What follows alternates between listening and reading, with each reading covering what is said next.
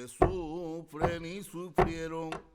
la furia inquisitorial de la España negra.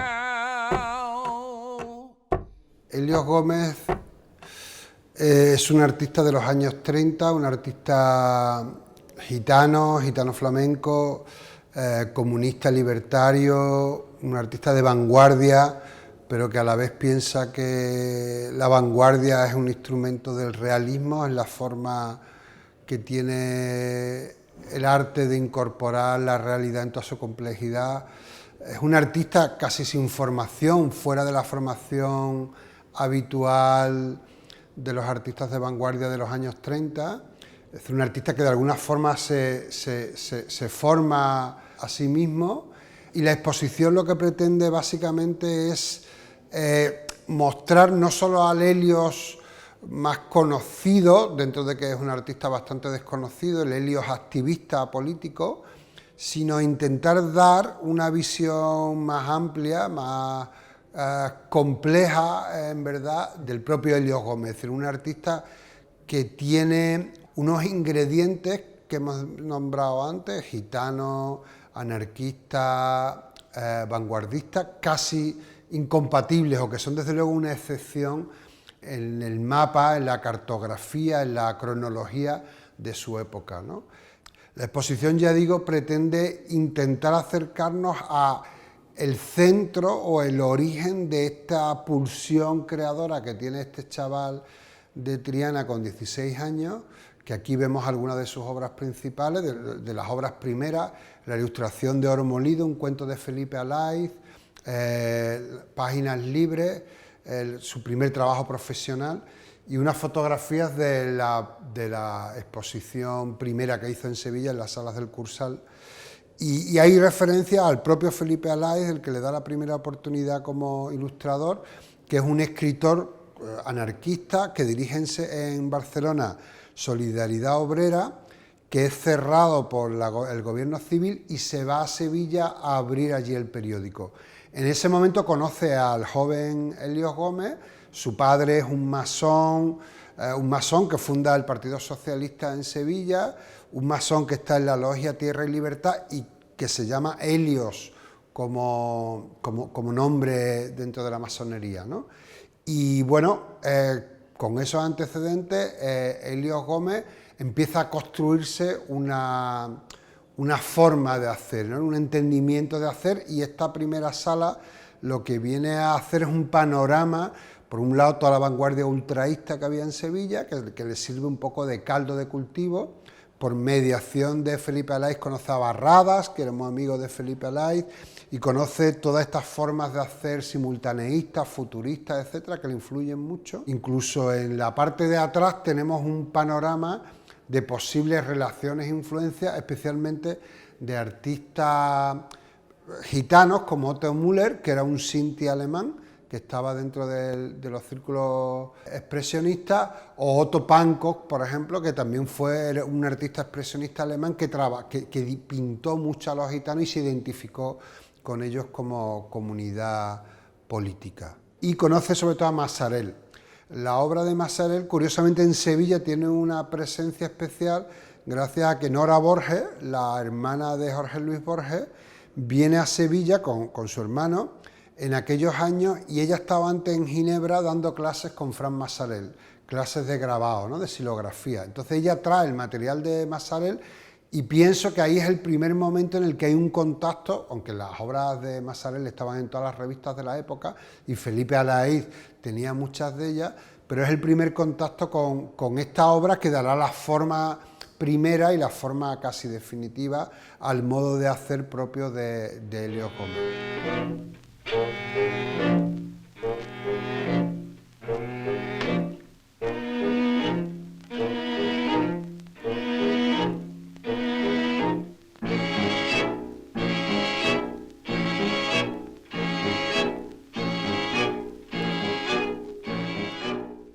Hay un momento en la película que corresponde con estas viñetas, que es cuando la idea se imprime y se empieza a difundir por todo el mundo, que es súper significativo de lo que es el trabajo de Helios Gómez, ¿no? Es como, está solo Massarel, no solo como referente de las imágenes, sino también como del modo de hacer, esa idea de que un dibujo, una especie de artículo gráfico, como le gustaba decir a Massarel, se difunde por todo el mundo como hoja volandera.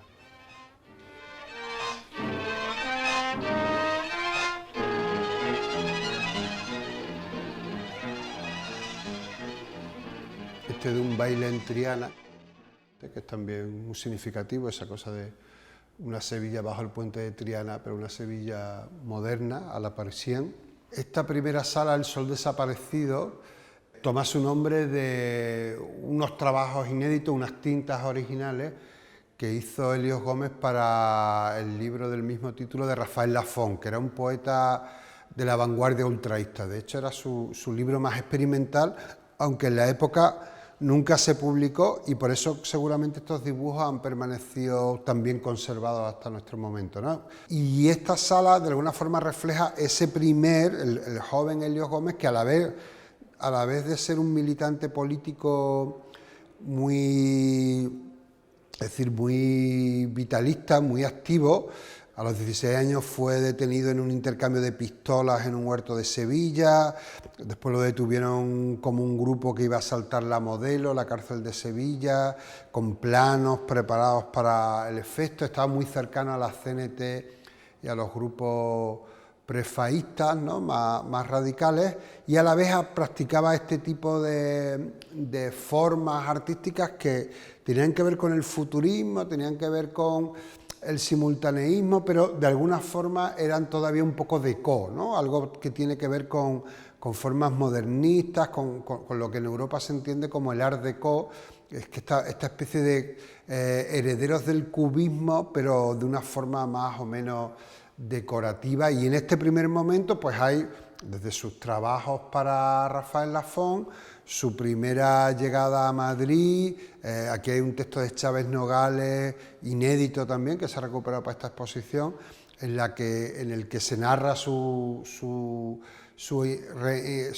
inauguración en Madrid, en el Ateneo, a la que lleva la exposición de Sevilla que hemos visto antes.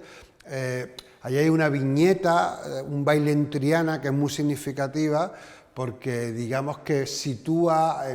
en los ambientes gitanos y flamencos de Sevilla. Es muy importante un texto de Esteban Escalderón que se llama Un baile en Triana, y que es como un texto fundacional de lo que fue el flamenco. Pero el baile en Triana que Helios dibuja aquí es un baile de apache, es decir, un baile de lo que entonces era la modernidad parisienne, ¿no?, en el que todos los bailarines y bailarinas, todo el público que se ve bajo el puente de Triana, van a la moda, a esta moda apache, que era una moda como del lumpen, de los suburbios parisien, pero que eran como los modernos de la época. Vemos también los trabajos que hizo para la revista Fiestas de Sevilla o para Barcelona Gráfica en el 29, y aquí se viene a Barcelona siguiendo también un poco los contactos de Felipe Alaiz, y empieza a trabajar en la revista, en la editorial Bauza, en la editorial Zenit, en Lux, como portadista. Son sus primeros trabajos, hasta que en un momento dado tiene que salir por problemas de su enfrentamiento, de su militancia política contra la dictadura, y sale a Europa. Viaja primero a París, en París unos disturbios en honor de Sacco y Vanzetti, es detenido por la policía y es expulsado a Bélgica, y en Bélgica, por medio de Rafael Lafont, conoce a Max Deuvilliers, al que le ilustra esta obra, de la que también tenemos los dibujos, y que demuestra también la serie de contactos, las redes de contactos, que es algo muy importante para Helios, las redes de contactos por el que se movía con las diversas ciudades españolas y también en las diversas ciudades europeas. Es decir, si a Barcelona llega con la agenda de Felipe Alaiz,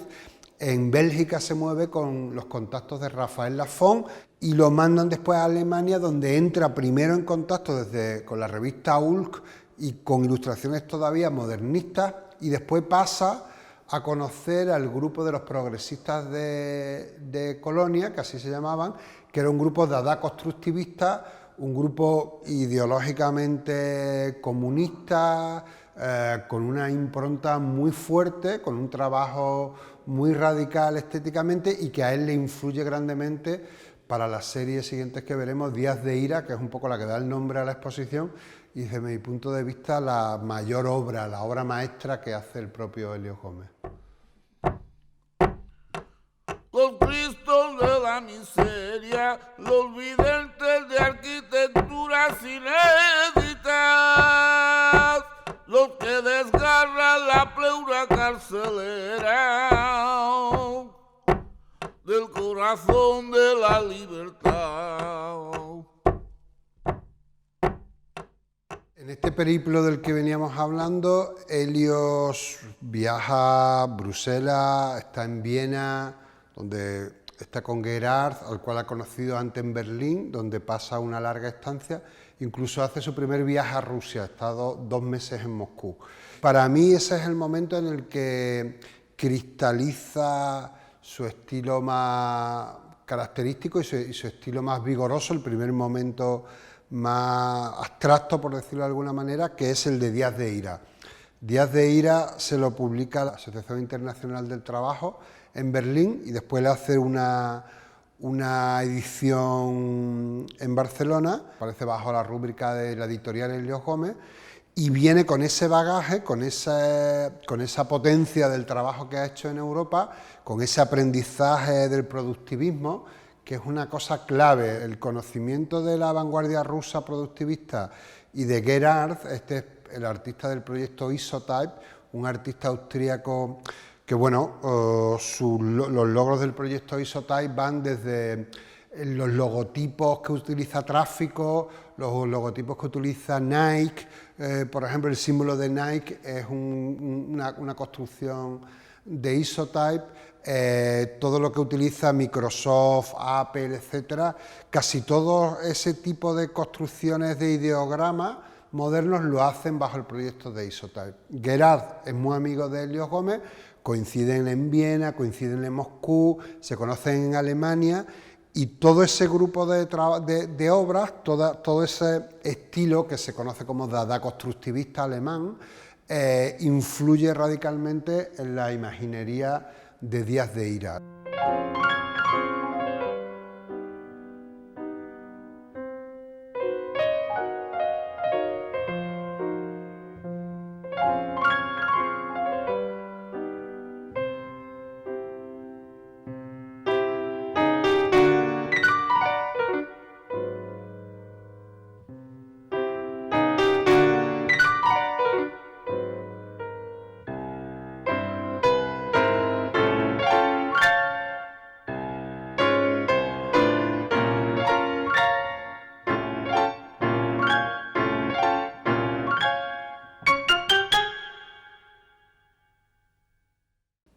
Y bueno, el éxito de la carpeta lo hace volver a España, entonces decide asentarse en Barcelona, sobre todo por las afinidades políticas, y en Barcelona, pues prácticamente casi todos los diarios de extrema izquierda, incluso un periódico burgués como La Rambla, acogen su saber, ¿no? sus artes tipográficas, sus ilustraciones, etcétera, y produce ahí un poco toda la imaginería, que curiosamente es una imaginería revolucionaria que tiene que ver con la proclamación de la República, con la Revolución del 34, es decir, es anterior en muchos casos a la Guerra Civil, aunque después las imágenes casi siempre remiten a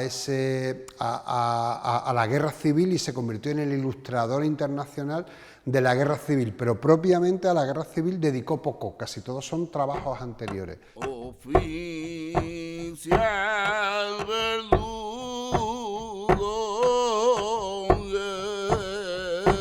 en el silencio de la prisión. Este dibujo, El Presidio, que es un dibujo que no estaba identificado hasta ahora como de Helios Gómez, donde hace una contundente versión de una película famosa de la Metro-Goldwyn-Mayer, es decir, es un trabajo de encargo que hace para la revista Espectacles y también lo hace para La Rambla, y que es un trabajo espectacular, ¿no?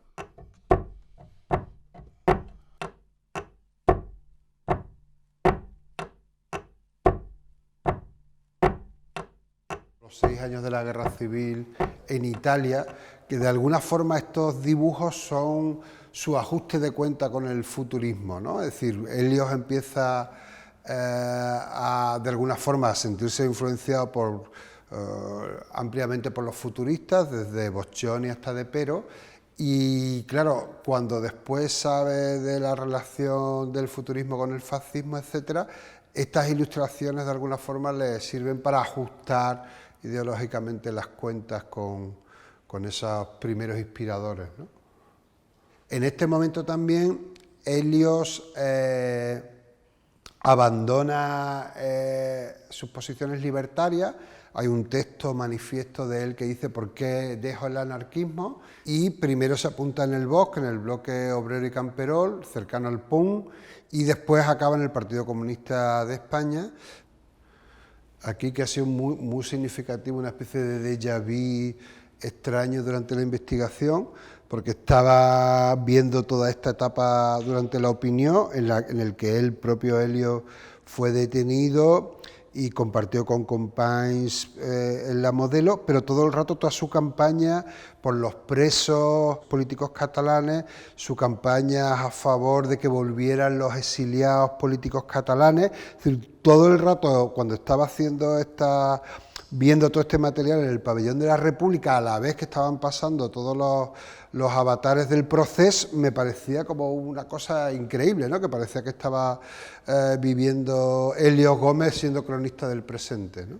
32-34, digamos que es la época en la que Helios es compañero de viaje de los comunistas. Él está en el PC, trabaja como ilustrador en Mundo Obrero. Decide casi mudarse a Madrid después de toda una serie de conflictos en Barcelona en los que comparte cárcel con Companys, por ejemplo en la Modelo, en otra detención, y después en Madrid tiene también una serie de altercados y disturbios, acaba detenido y estando en la cárcel de Jaén, recibe la invitación de la Asociación Internacional de Artistas Revolucionarios de la Unión Soviética para participar en un gran congreso. Consigue salir de la cárcel, aunque no puede viajar fuera de España, escapa y se marcha a la Unión Soviética y está allí 2 años. Allí produce la carpeta Revolución Española, que es un poco la predecesora de Viva Octubre, y sobre todo son 2 años con los que coincide con Gerard, que ya hemos hablado anteriormente, y aquí en esta sala hay 6 dibujos de él, y son unos años muy interesantes porque su experiencia en la URSS, que se recogen en un libro, 2 años entre los bolcheviques, un libro que creo que van a traducir próximamente al castellano. Existe una versión parcial que salió publicada en La Rambla en catalán, y bueno, es un espacio en el que hay muchas experiencias que marcan definitivamente a Helios Gómez. Por un lado, el principio de la conciencia política del gitano como un sujeto político pasa indudablemente por su conocimiento de los gitanos en la URSS. Es verdad que cuando sale en el 34 Helios Gómez, el año siguiente, Stalin acaba por disolver casi todas las asociaciones romaníes que había y deja simplemente el teatro, el circo, más bien el circo gitano de Moscú, pero cierra la prensa, cierra el club de poetas gitanos, etcétera, etcétera. Pero Helios vive el momento de esplendor de la cultura gitana, de la cultura romaní, como reivindicación, como momento de reivindicación política, y eso es fundamental para su declaración de los gitanos en la Guerra Civil Española para reivindicar a los gitanos, al ser gitanos, no solo como una cuestión cultural o una cuestión racial, sino como una cuestión sobre todo política. Y eso se da cuenta estando en la URSS. Y también es muy interesante sus críticas a la Unión Soviética, especialmente al realismo socialista. Ahí hay una defensa, aunque es verdad que hay una evolución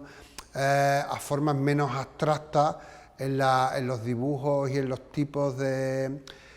Helios Gómez, pero hay un convencimiento de que las formas populares tienen que ser otras, que no son el manierismo, el efecto Pompier que tiene el realismo socialista. Y eso le causa una serie de problemas, y de hecho tanto él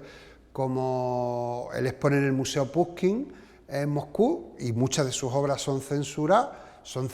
pues no se saben exactamente las causas. Tiene problemas su compañera Ira Wester, a la cual después dedicaría un poema precioso en los años 40,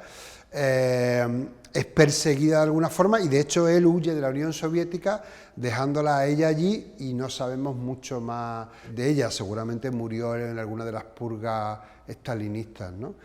Hay también una sección que dedicamos a J. Sender, al escritor que hace a Helios partícipe de muchas de sus novelas. Hay como 7 de sus libros en los que Helios Gómez aparece como personaje, y también hay una sección especialmente interesante de una coincidencia en el tiempo. Tenemos el maestro Juan Martínez, que estuvo allí, de Chávez Nogales, que retrata las vivencias de un bailador flamenco al que le cogió la Revolución Rusa, Juan Martínez, un bailador que después fue tocador, que existió realmente. Está Joselito en Rusia, que es el libro de Martínez de León, en el que cuenta las experiencias de un flamenco, un flamenco comunista de Triana, como Helios. Helios conocía a Martínez de León de Sevilla, que se va a Rusia nada más y nada menos que a convencer a Stalin de que si triunfa la revolución socialista en España, los toros no se pueden prohibir, porque los toros son algo absolutamente ligado al carácter popular de la gente, y que eso es una aberración que va a hacer perder la conexión con las clases populares. Y bueno, de forma cómica, pero el viaje fue real. Martínez León, con una comisión de trianeros, taurinos y comunistas, fueron a convencer a Stalin de esta tarea. Y finalmente, 2 años entre los bolcheviques, que es un libro en el que Helios Gómez, también un gitano de Triana, cuenta su experiencia en la Rusia soviética, ¿no? Entonces, los 3 libros, inopinadamente, es decir, de pronto aparecen 3 libros de 3 flamencos, digamos, hablando de cuestiones soviéticas, y que son un calidoscopio de las muchas maneras que hay también de entender la idea de ser flamenco, ¿no? Son periodos distintos de la Revolución. Quizá Joselito y Helios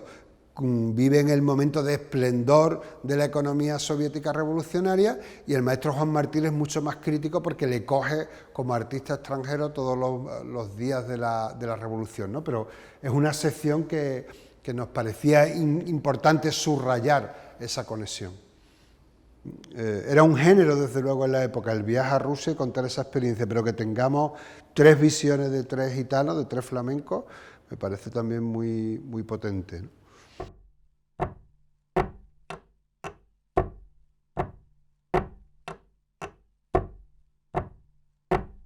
Las cabezas de los sarracenos gesticulan clavadas en la salvaje armería de la legión, y en la más alta almena flamea la ibérica enseña de civilización. Viva Octubre es seguramente la serie más exitosa de Helios, es la que se difunde por todo el mundo, por todas las revistas de izquierda, socialistas, libertarias, de Europa, de Norteamérica, de Latinoamérica, de Inglaterra. Es una serie que hace sobre la Revolución del 34, es decir, sobre la Revolución de Asturias y los otros levantamientos que se producen en Cataluña y en otros diversos sitios del país. Y bueno, se presentan muchas de las ediciones que se hicieron en distintos idiomas, se presentan algunas de los tipos originales con que se imprimió la edición de lujo, que estaban depositados en el Partido Comunista belga,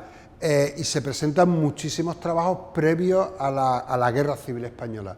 Especialmente interesante es su labor sindical, digamos, es decir, él crea el sindicato de dibujantes profesionales con el grupo de los Six, el grupo de los 6, que es un grupo donde está Bartolí y otros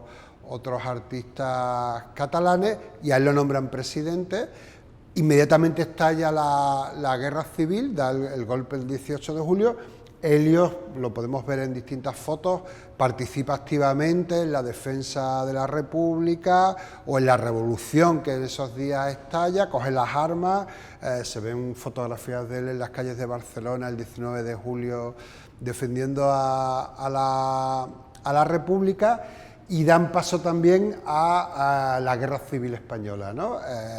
Donde Helios, curiosamente, aunque sus ilustraciones se difunden muchísimo,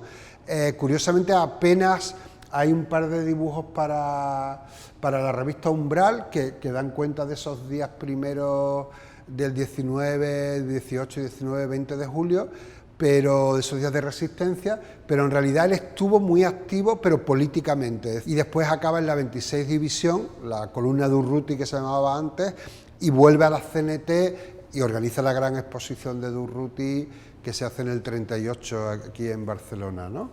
Entonces, él durante la guerra, curiosamente, produce poca obra, pero la lógica de Helios no es tanto la de hacer, sino la de aportar el repertorio gráfico que ilustra la revolución. Y ya digo, en todo el mundo la defensa de la República se hace muy a menudo con dibujos de Helios Gómez. Mostramos una película que produce Luis Buñuel para la República y que empieza también con dibujos de Helios Gómez, Revolución Española se llama,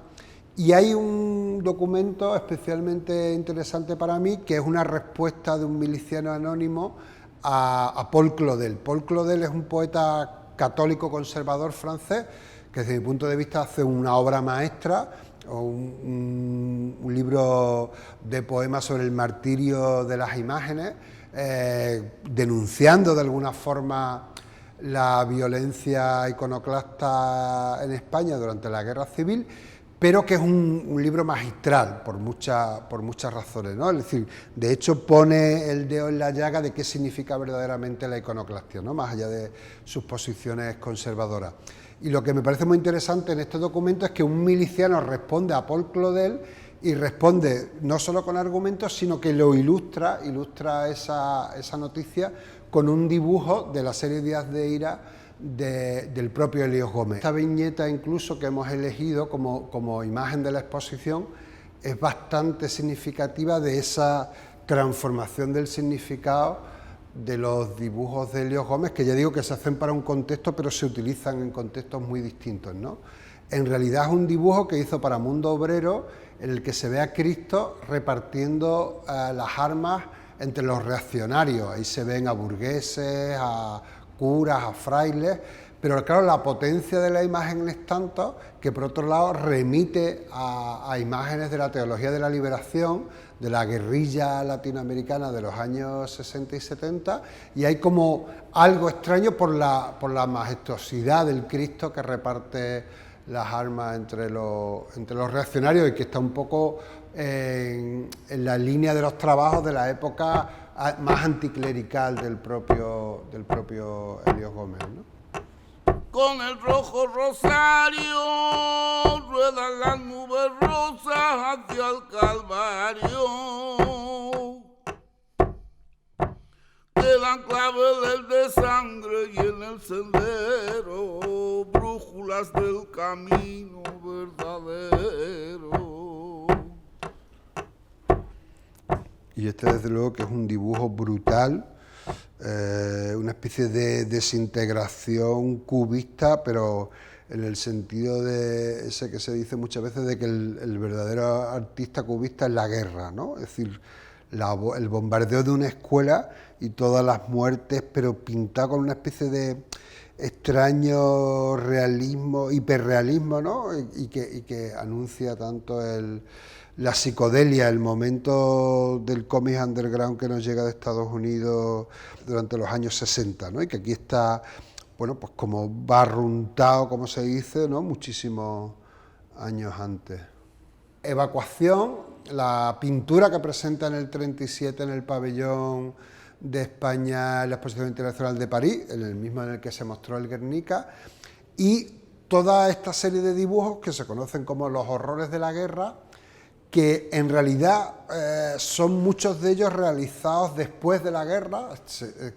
Hay imágenes en las que se ve en el campo de concentración haciendo algunas de estas tintas, que son también magníficas, que son de un hiperrealismo un poco alucinado, que tiene mucho que ver con lo que en los años 60 sería el cómic underground, pero que son en cierto sentido ya la constatación de una derrota, ¿no? Es decir, está los dibujos de los refugios antiaéreos, el bombardeo en el camino de Almería, el bombardeo de una escuela, que es un dibujo bastante espeluznante. Lo goyesco aparece con una impronta muy fuerte en estas salas. Está la versión en dibujo de evacuación, que en el cuadro ya tiene estos elementos que no solo son los exiliados españoles, sino que también tienen que ver con la condición de los gitanos como exiliados permanentes, ¿no? Como refugiados políticos permanentes. Están también los gitanos en el campo de concentración, que es un motivo que después aparecerá en la capilla gitana, con la que finalizamos esta exposición, pero todos tienen que ver con una cierta certeza de la derrota, ¿no? De la tragedia de la derrota, que esta maternidad final, que es una mezcla de exilio y de viñetas gitanas, ¿no? Tiene mucho que ver con las transformaciones finales de un Helios Gómez que hará un periplo después en los campos de concentración franceses y argelinos, los campos supuestamente para refugiados republicanos españoles, y en el que a su vuelta a la península, de alguna forma su forma de hacer, su forma de entender el arte se transformará y tendrá que adecuarse al nacionalcatolicismo imperante, ¿no?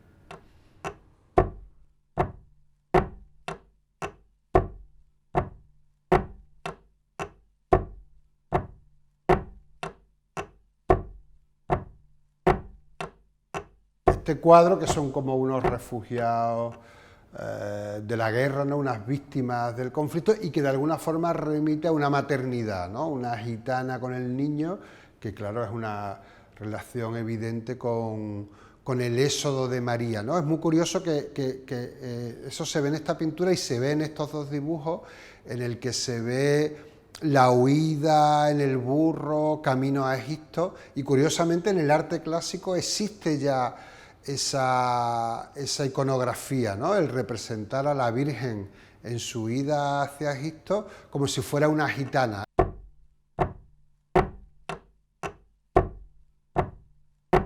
Huye de la vida el pueblo idiotizado por la cruz, ahogando en sus entrañas la santa rebeldía de la luz. Transfixion, que es como el título de uno de los cuadros de Helios Gómez que titula esta sala, da cuenta, en los textos se ve claramente, de estas transformaciones, del dolor del campo de prisioneros, del campo de concentración, digamos resuelto en una especie de onirismo surrealista, que tiene que ver con el regreso del campo de Delfa en Argelia. Helios vuelve, no sabemos exactamente por qué, pero vuelve a Sevilla, hace una exposición y bueno, tiene sospechas de que la policía va por él y piensa que en Barcelona, aparte su compañera en aquel momento queda embarazada, va a nacer su hijo y se viene a Barcelona buscando un poco más el anonimato y reencontrarse con la vieja Barcelona.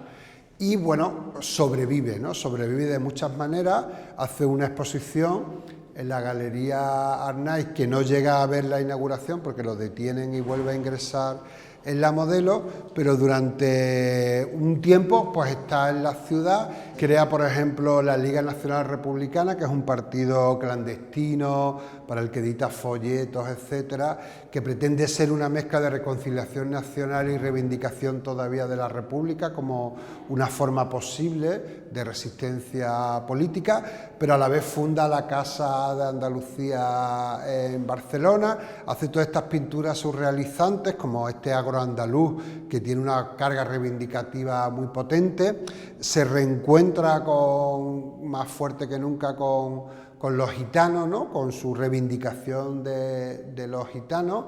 Es verdad que hay muchas concesiones, hay una forma un poco más pompier de entender el arte, con recursos a desnudos y a otras formas.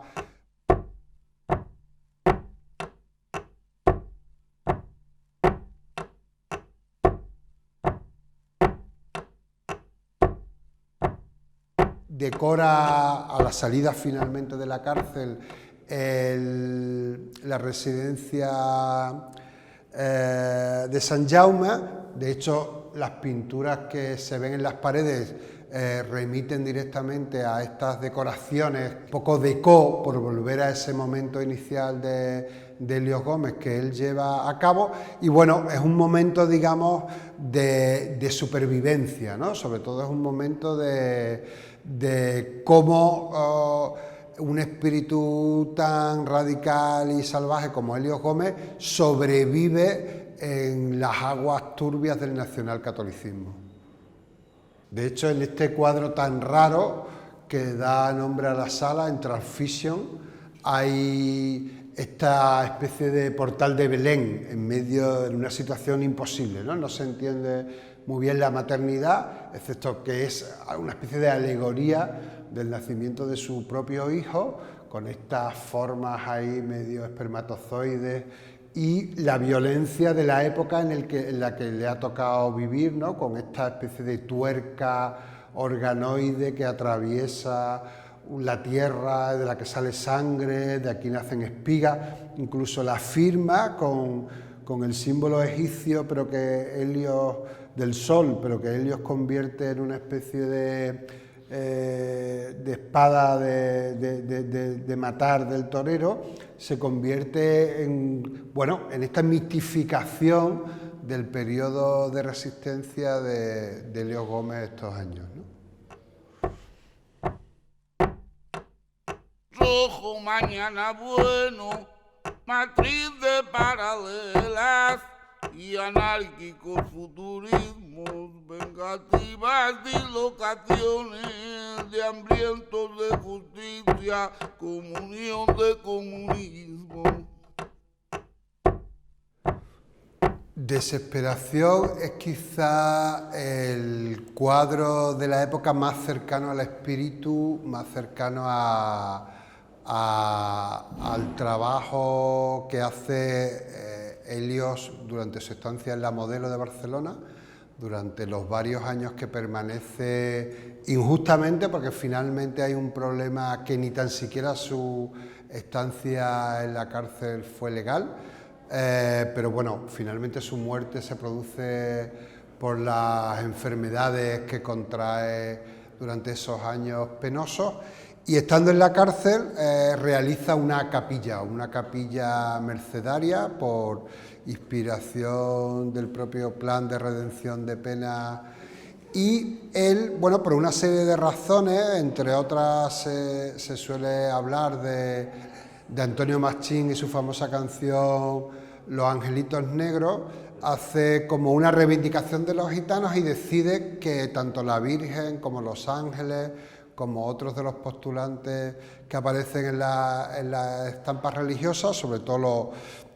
los que claman desde el purgatorio clemencia a la Virgen, sean todos gitanos. Eso se conoce como la capilla gitana. Bueno, es una obra que no deja de ser pompier, un Helios Gómez que hace muchas concesiones y a la vez introduce elementos de resistencia, y introduce elementos de resistencia política. De hecho, en medio de la escena de la iglesia hay, como el ejemplo que tenemos detrás, hay una serie de gitanos que se retuerzan en los campos de concentración, y que claro, en ese momento está pasando eso en la Europa nazi, ¿no? En ese momento están los nazis persiguiendo a los rom y a los sinti en Alemania y en toda Europa, y están deteniéndolos en campos de exterminio y los están asesinando, ¿no? Entonces, esa resonancia es muy fuerte en la capilla, ¿no? La capilla, bueno, aquí en Barcelona ya sabemos que fue tapada en los años 80, es decir, durante muchísimo tiempo hubo la posibilidad de contemplarse. Para mí, Helios Gómez es muy importante hoy día no solo por el artista histórico que fue, sino por lo que supone su trabajo para nuestro presente. Es decir, primero como un artista gitano que reivindicaba su condición política como tal gitano, que estaba en una línea que no soñaba entonces con los estudios coloniales, ni tan siquiera con la idea de negritud que alumbra de alguna forma a todos estos estudios, ¿no? Segundo, por su condición de activista, que es también una forma de entender el arte que está muy presente al día de hoy. Y sobre todo también por entender que el populismo, es decir, que las ideas tienen que ir con un rigor, es decir, el aprendizaje mayor de la vanguardia por parte de Elios Gómez, que el lenguaje sí que importa, que no es necesario rebajar en nombre de la comunicación las formas para llegar a más sujetos políticos, sino que es muy importante también las resistencias de la propia forma para contener el mensaje. De alguna forma, Elios Gómez en ese sentido es casi un artista de nuestro presente.